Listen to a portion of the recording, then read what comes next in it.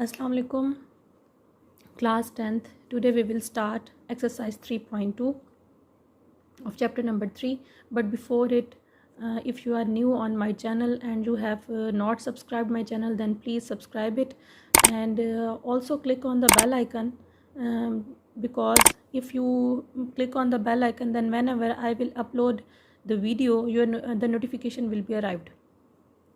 So click on the bell icon and subscribe my channel. Now we will start question number 1. Question number 1 is, if y varies directly as x and y is equal to 8, when x is equal to 2, find first part is y in terms of x. In this question we have a condition y varies directly as x. इस question में हमारे पास क्या शर्त दी हुई है कि y जो है वो x से डायरेक्टली प्रोपोर्शनल है. ये क्वेश्चंस इंपॉर्टेंट हैं, ये शॉर्ट क्वेश्चंस में आते हैं आपके, तो इन्हें अच्छे तरीके से समझ लें. y varies directly as x, it means y directly proportional with x. We have given values of y and x. Her question में, in every question we have two values given. On the basis of these 2 or 3 values are given. On the basis of these 2 or 3 values, you have to find the value of k. In every question you have to find the value of k. In this question y varies directly as x. y x से directly proportional है. y की value 8 है, when x की value क्या है आपके पास 2. यहाँ तक जो क्वेश्चन है इसकी बेस पे हम k की वैल्यू को फाइंड करेंगे.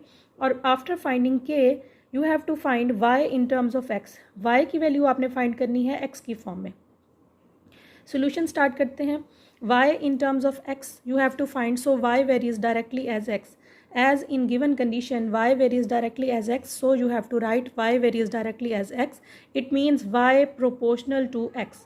It means y proportional to x. This is the symbol of this is the symbol of proportional.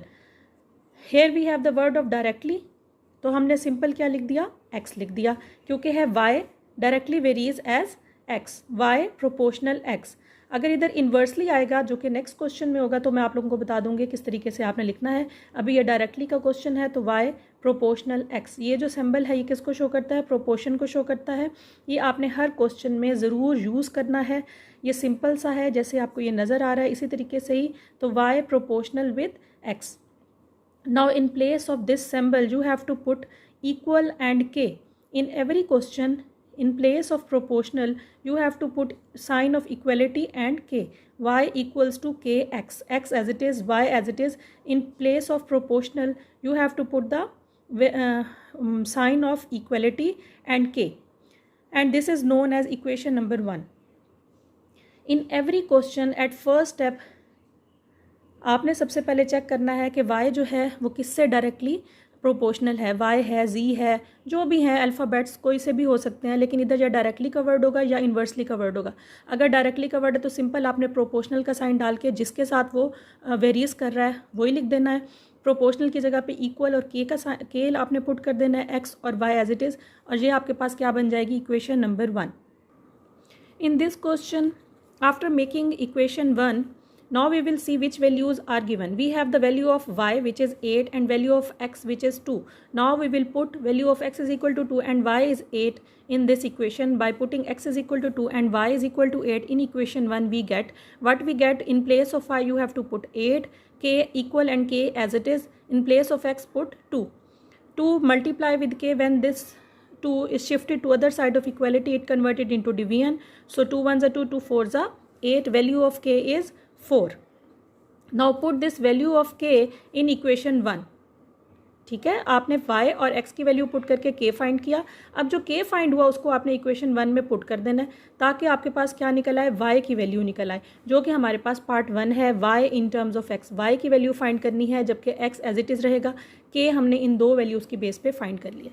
तो by putting k is equal to 4 in equation 1 we get y is equal to, in place of k put 4, x as it is. This is your final answer, y in terms of x. y is equal to 4x. Hope so you can easily understand it. Now we will start part number 2 of this question.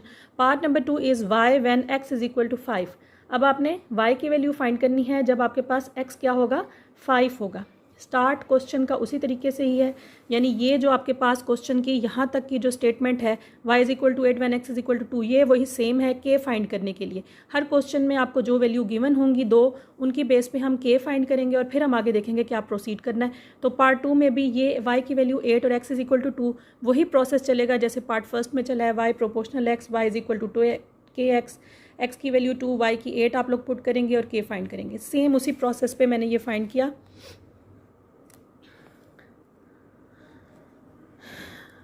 As y varies directly as x, start में question के यही था, y proportional with x, in place of proportional symbol you have to put the sign of equal and k, x y is equal to kx, this is your equation 1। Now put x is equal to 2 and y is equal to 8 in equation 1 and you have to get the value of k।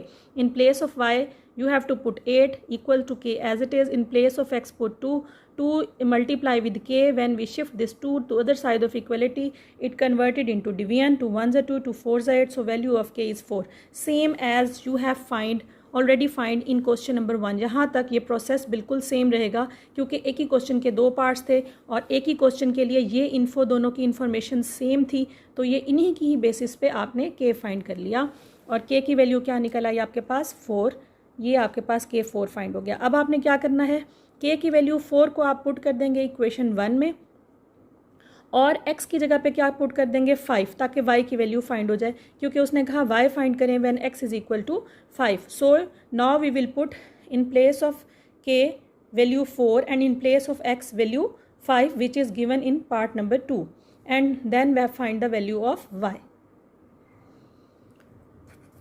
by putting x is equal to 4 in equation 1 and k is equal to, ये देखें ये मैंने mention कर दिया है, k 4 x की value 5 put कर दी इक्वेशन 1 में, y is equal to 4 k की जगह पे और x की जगह पे 5, 4 5 से 20, value of y is 20। Now we will start part number 3। In part number 3 you have to find the value of x when y is given which is 28, लेकिन इसका स्टार्ट प्रोसीजर वही होगा जो पार्ट नंबर 1 और 2 में हमने k की value find की है, बिल्कुल उसी तरह, क्योंकि तीनों पार्ट्स के लिए कंडीशन सेम थी। वही कंडीशन है as y varies directly as x, so in equation form y proportional with x, this is the symbol of proportional. In place of symbol proportional symbol की जगह पे आप क्या करेंगे, इक्वलिटी का साइन एंड k पुट कर देंगे, y equals to k x, this is your equation 1। Again जैसे पार्ट नंबर 1 और 2 में आपने किया, by putting x is equal to 2 and y is equal to 8 in equation 1 we get the value of k। In place of y we have 8, k as it is, in place of x put 2, shift this 2 to other side of equality, it converted into division, 2 1s are 2, 2 4s are 8, value of k is 4। Now after finding the value of k, now we will find the value of x when y value is given which is 28। k तक का process तो तीनों parts में same है। Now we will put y is equal to, in place of y value 28 and in place of k put the value 4 that we have find। So by putting y is equal to 28 and k is equal to 4 in equation 1 we get y is equal to k, as this is your equation 1। in place of y put 28, in place of k put 4, x as it is, shift this 4 to other side of equality, here it is in multiplication form, when we convert this value, shift this value to other side of equality, it converted into division। 28 by 4 equals to x, 4 1s are 4, 4 7s are 28, value of x is 7, 7 is equal to x और x is equal to 7 same बात है, तो x की value क्या find हो गई आपके पास 7। In all three parts we have same value of k, k is a constant, k की वैल्यू कांस्टेंट है जो कि सेम होगी और आपके पास कंडीशन भी तीनों पार्ट्स के लिए सेम थी, y varies directly as x, तो हमने स्टार्ट उसी तरीके से लिया, सिंबल की वैल्यू इक्वल और k हमने पुट कर दिया, वैसे ही जो दो वैल्यूज़ आपके पास क्वेश्चन में गिवन होंगी पुट करके k आप फाइंड करेंगे और फिर k फाइंड करने के बाद आप देखेंगे आपके पार्ट्स में क्या गिवन है, जो गिवन होगा उसको इक्वेशन 1 में अगेन पुट कर देंगे k के साथ और आपके पास आंसर फाइंड हो जाएगा। होप सो आपको ये क्वेश्चंस इजीली समझ आ गए होंगे। नेक्स्ट वीडियो में मैं क्वेश्चन नंबर 2 3 ऑनवर्ड आप लोगों को बताऊंगी किस तरीके से सॉल्व होने हैं। तो तब तक के लिए अल्लाह हाफिज़।